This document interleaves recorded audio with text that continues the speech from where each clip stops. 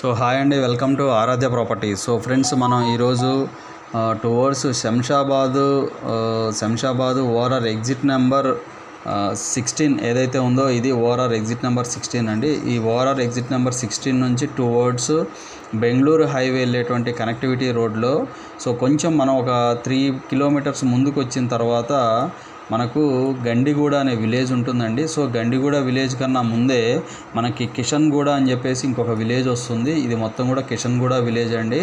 So ఈ కిషన్గూడ village near by మనకు ఒక గ్రాండ్ విల్లే అని చెప్పేసి అప్రాక్సిమేట్లీ ఒక 100 ఎకర్స్ ప్రాజెక్ట్ అండి. ఆ 100 ఎకర్స్ ప్రాజెక్ట్లో మనకు up to 480 square yards east and west facing plot అయితే మనకి సేల్కి అయితే వచ్చిందండి.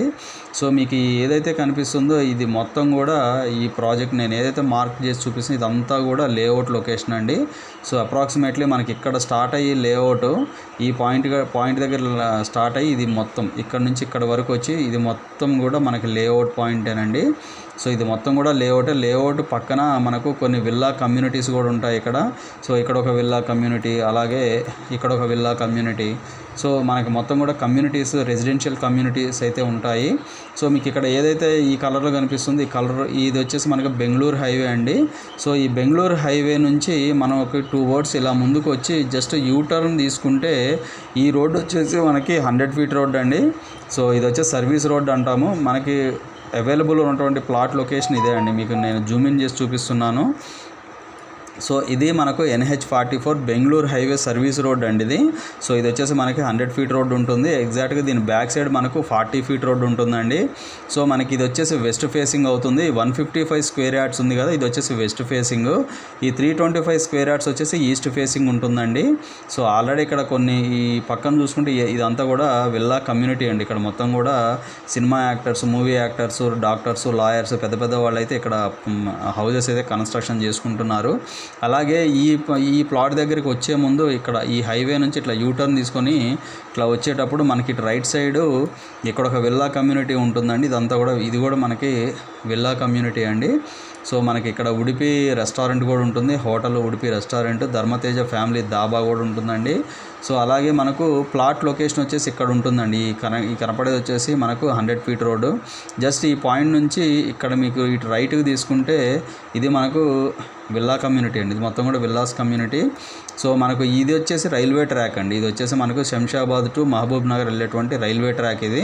సో ఈ రైల్వే ట్రాక్ కొంచెం నియర్ బై ఉంటుంది. అలాగే ఇది వచ్చేసి మనకు సర్వీస్ రోడ్డుకి ఆనుకొని ఉంటుందండి ఈ plot. So total 325 plus 155 square yards, total 480 square yards. ఇది వచ్చేసి east facing 40 feet road, west facing మనకి NH44 Bengaluru highway service road ఉంటుందండి. సో మనకి డైమెన్షన్స్ వచ్చేసి మనకి 155 స్క్వేర్ యార్డ్స్, వెస్ట్ ఫేసింగ్ వచ్చేసి 35-40 డైమెన్షన్ ఉంటుందండి. ఇది వచ్చేసి మనకి విడ్త్ 35 అండ్ మనకు డెప్త్ 40 ఉంటుంది. డెప్త్ వచ్చేసి 40 ఉంటుంది. అలాగే మనకు ఈస్ట్ ఫేసింగ్ వచ్చేసి 73 డెప్త్ ఉంటుంది. మనకి విడ్త్ వచ్చేసి 40 ఉంటుందండి. సో మనకి రెండు వైపులా కూడా రోడ్డు ఫేసింగ్లో 40 విడ్త్ ఉంటుంది. మనకి ఒక 155 మాత్రం మనకి 35 డెప్త్ ఉంటుంది. ఇది వచ్చేసి మనకి 73 డెప్త్ ఉంటుందండి. సో ఇది వచ్చేసి మనకి నేషనల్ హైవే ఏదైతే బెంగళూరు హైవే ఉంది, బెంగళూరు హైవేకి చాలా నియర్ బై ఉన్నటువంటి ప్రాపర్టీ అండి ఇది. సో చాలా బాగుంటుంది. ఆల్రెడీ అక్కడక్కడ కొన్ని హౌజెస్ కూడా ఉన్నాయి, మీరు చూసుకోవచ్చు. ఇక్కడిక్కడ మనకి కొన్ని హౌజెస్ ఉన్నాయి. సో ప్రాజెక్ట్ పేరు వచ్చేసి గ్రాండ్ విల్లే అండి. గ్రాండ్ విల్లే శంషాబాద్ 311 ఉంటుంది.